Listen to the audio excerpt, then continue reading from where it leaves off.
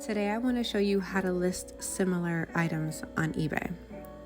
So I have a pair of Tom's unicorn shoes that I'm trying to see exactly how much they would go for. So I want to research my item first.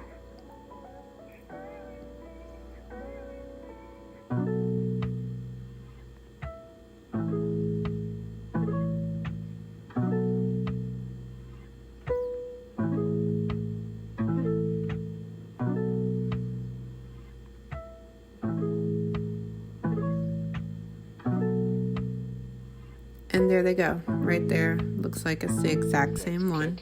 So I want to see how much they would go for. So I'm just going to slide over to the left and go to sold and completed items. And it looks like there's no matches, but I'm going to look anyways to see if there's anything similar. So it looks like there is the very first one, the metallic unicorn. They're selling yours for $20. So that means that there's a possibility I could sell mine for around about that much as well. So I'm going to go back and I'm going to click on that item and I'm going to scroll down to sell similar or sell one like this.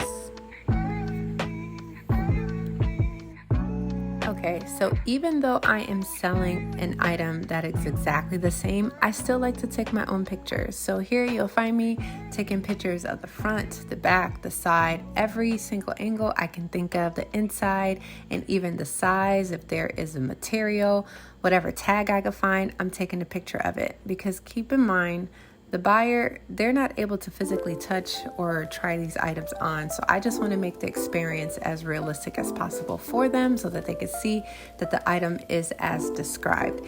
And don't mind my background, guys. It is definitely going to be removed. I will show you how to do that a little bit later on. So I'm not even worried about my background. Right now, I'm just trying to get these pictures taken so I can list them on my eBay page.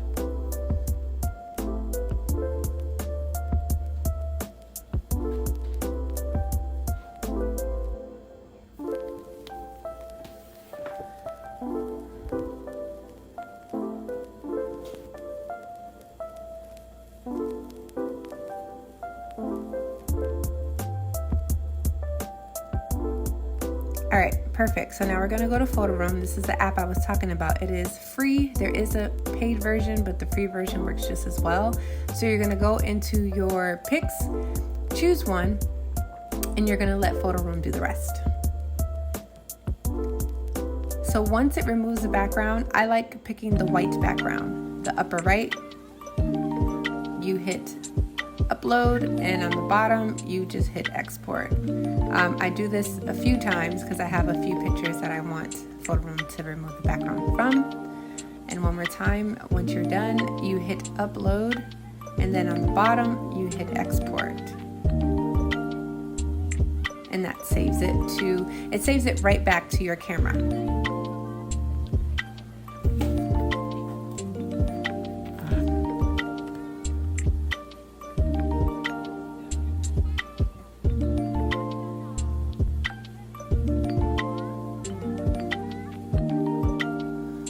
And you see how the logo is still there? I'm going to show you guys how to get rid of that in a bit.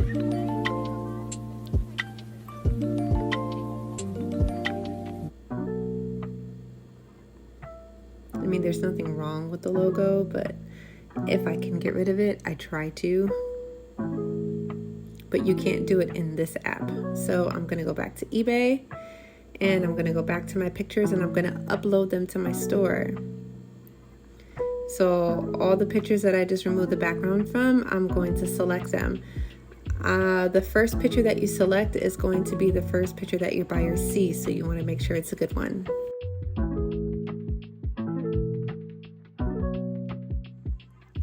Okay, so once my items load, I want to go ahead and try and remove the Photo Room logo.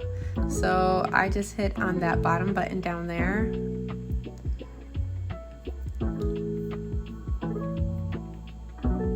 And I get as close as possible to the picture.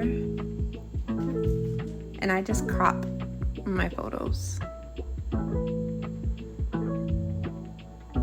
just to remove the logo.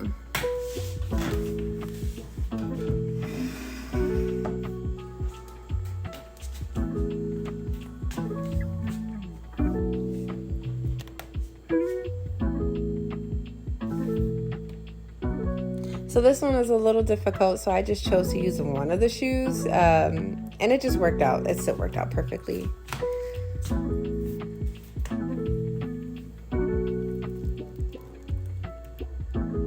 And this one I had a little bit of trouble with because I was trying to not show the wording in the back.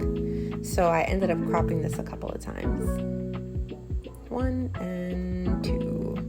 Just to get the bottom of the shoe, just to show how clean it is on the bottom. Because these, I believe, were fairly new. Okay, perfect. So now we're going to work on our description. Because the item is exactly the same, the size is different. So I'm just going to try and make it my own, putting in certain specifics that I would normally use. Like, yes, there is shimmer, but there's also glitter. And it is a youth size. I think EUC might be a different country. So I took that out and I just put the what the US size is, which was 4.5 youth. You don't need the Y in front of the 4.5, so it's either one or the other. So I decided to remove the Y and kept the word youth to make it as close as possible to the description number. I think it's like up to 80. So I didn't realize that I didn't upload the glitter in the back of the shoe. So I went ahead and took a picture of it. I know I did in the beginning, I just forgot. And then I erased it by accident, so I go ahead and take the picture again. Just to save time, I didn't want to go through my photos and go out of the app, so I just took it again real quick inside the app itself. And boom, there you go. And I just kind of crop it just to show the glitter in the back of the shoe with the logo. So now I can move on with my listing. So the description is done. I'm going to move on to my item specifics. So there are some changes that I have to make that this person had done already, because remember, the sizes are different. So it's not a 3, it's a 4.5. And the style, I noticed that it's not Alfreda. I'm gonna have a hard time pronouncing this, but I'll show you in a second. I think it's Alpagarda. Alpagarda. Yeah, that. And this actually pops up several times. Alfreda, it's not Alfreda, so I just end up changing it. And as you can see, item specifics, you want to try and fill these in as best as you can, as many as you can, because this helps when the buyer is looking for an item. It just helps your item pop up with whatever they're looking for. If they're specific, we also want to be specific. So if they're looking for Alpagarda, then we don't want it to say Alfreda. We want it to say Alpagarda so that they can find the item that they're actually looking for. If they're from the UK, maybe they want their UK size. We definitely want to put that there if it is available to put in.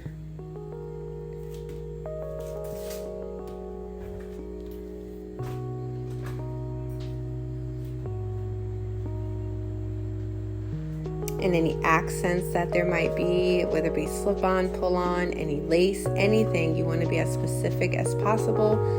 So if the buyer is looking for that specific, yours pops up right away.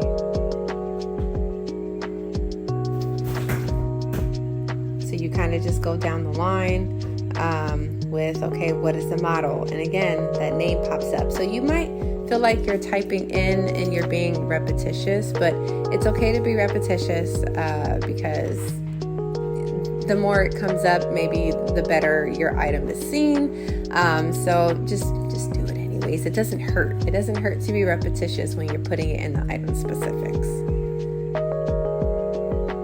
I like to do the seasons just because I like to post my items via season. If it's summer, I like to post summer and spring things. If it's winter, I don't necessarily like to post summer and spring unless I'm doing some sort of sale to get rid of my summer and spring items.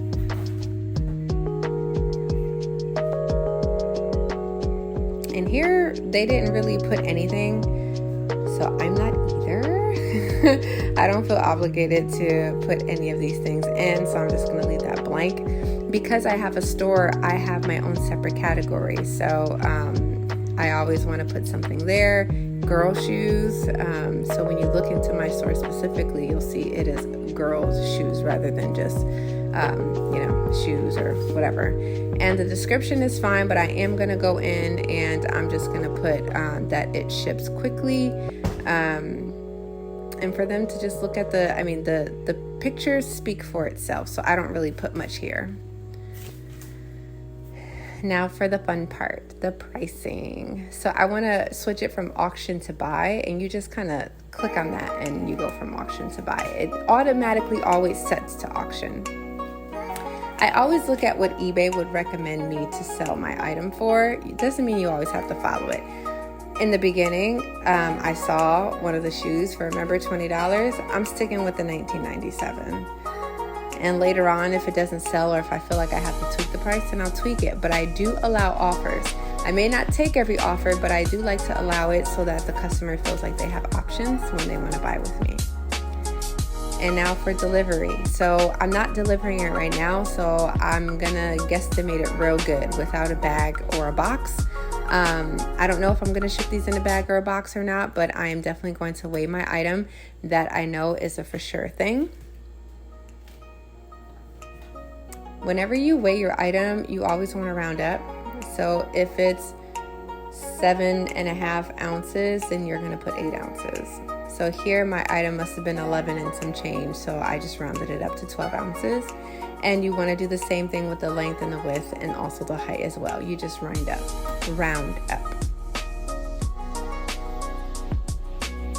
So I'm not really sure how I'm shipping these just yet, but this good guesstimate that I'm giving, it kind of gives the buyer an idea of how much they're going to be paying for shipping. So you want to be careful when you put in these numbers, because I believe that my item is probably going to come out around, let's see, choose my policy, between $5.80 and $6.25. So because the item is pretty light, Tom's sneakers are really not that heavy, so it shouldn't be a problem shipping them for that amount.